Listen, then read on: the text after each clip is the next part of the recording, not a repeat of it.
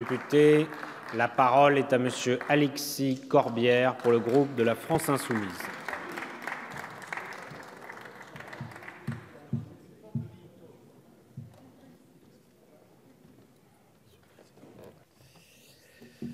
Monsieur le Président, Madame la Ministre, mes chers collègues, je commencerai peut-être par ce qui aurait pu constituer une conclusion, mais nous voterons contre cette loi de programmation militaire pour ce qui concerne le groupe France Insoumise.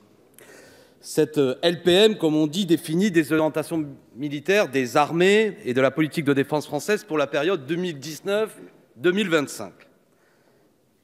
Et nous voterons contre car nous avons des divergences profondes avec la vision proposée par vous, Madame la Ministre, et la majorité.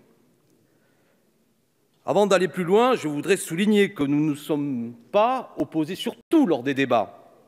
Lors de l'examen des articles de ce projet de loi, par moment, mon groupe parlementaire a voté certains articles ou s'est abstenu. J'ai une pensée notamment pour l'amendement 14 que nous avons pu faire adopter, c'est assez rare pour le souligner, et qui a permis de démontrer notre attachement commun, quels que soient les groupes, aux combats républicains que sont notamment l'égalité homme-femme, la lutte contre les discriminations, y compris au sein des armées. Je regrette néanmoins que nous n'ayons pas pu aller plus loin, notamment en ce qui concernait des orientations sexuelles, mais j'en resterai là. Donc, je reprends le fil. Nous voterons contre, avec conviction, contre ce projet de loi. Nous avons, au cours des débats, vous le savez, développé une vision géostratégique opposée à celle qui gouverne à cette LPM.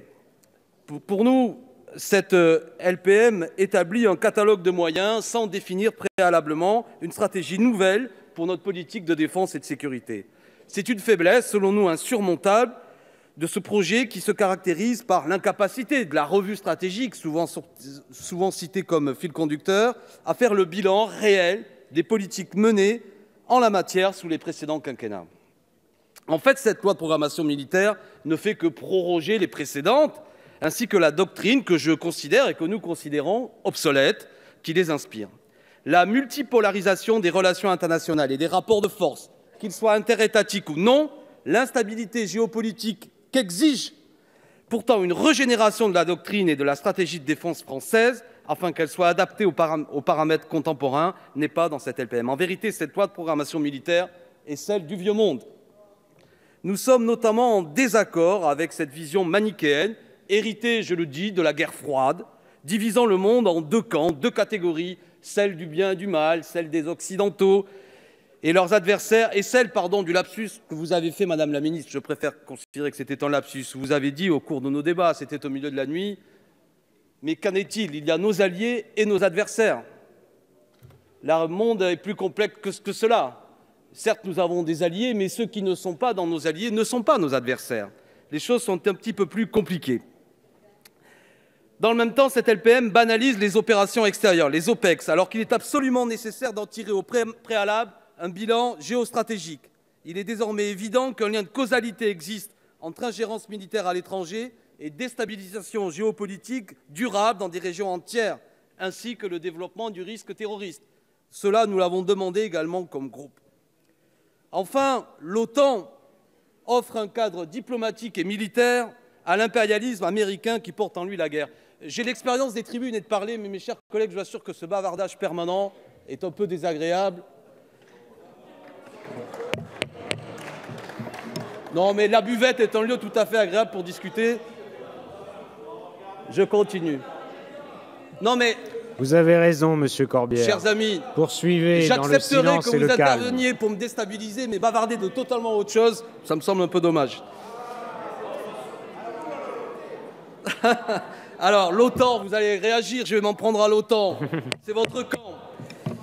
Offre un cadre diplomatique et militaire à l'impérialisme américain. Et pour paraphraser le grand Clausewitz, je dirais que finalement, les guerres de l'OTAN ne sont rien d'autre que le prolongement des politiques agressives des États-Unis par d'autres moyens. Oui, il y a dans tout ça un bellicisme dans lequel la France, qui enlève à la France la capacité de s'interposer, de se mettre au service de la paix, qui sont les conditions de son indépendance Et c'est tout l'inverse qui se passe, puisque la France se met au service de cette alliance agressive, elle met les moyens nationaux de sa dissuasion nucléaire, dévoyant par là même la doctrine française à la matière, puisque notre stratégie de dissuasion stipule que l'Europe ne peut être le théâtre de petites guerres. Or, le déploiement en Pologne de boucliers antimissiles de l'OTAN va directement à l'encontre de cet objectif. L'Europe de la défense que vous avez vantée plusieurs fois au cours de nos débats est une chimère, car les traités européens qui régissent la politique en matière de défense et de sécurité stipulent précisément que celle-ci doit être en concordance avec la stratégie otanienne. Elle ne représente donc pas une alternative géostratégique crédible. Le camp et le concept d'Occident également qui prévaut dans cette LPM nous pose un problème de fond, fondamental, politique, philosophique. La France ne fait pas partie d'un bloc culturel homogène qui la porterait naturellement à s'affronter à d'autres nations sur le modèle du choc des civilisations. La France est présente sur les 5 continents, possède le 2e territoire maritime au monde. Elle ne se base pas sur des considérations culturo-ethniques pour se définir. Par ailleurs, l'appartenance à un soi-disant bloc occidental nous oblige à désigner idéologiquement des menaces que représenteraient la Russie ou encore la Chine. En pratique, qui connaît l'histoire profonde... Merci de conclure, Monsieur Corbière. Voilà, mes chers collègues, pour laquelle, après avoir tenté d'amender ce texte de manière poussée, nous n'avons pas réussi à vous convaincre. C'est la raison pour laquelle nous voterons contre ce texte. Merci, mes chers collègues. La buvette vous est ouverte. Je vous assure, il y a une bonne bière grâce à mon collègue Bernalicis. Elle vous est offerte. Merci, Monsieur Corbière. La parole est maintenant à Monsieur André Chassaigne.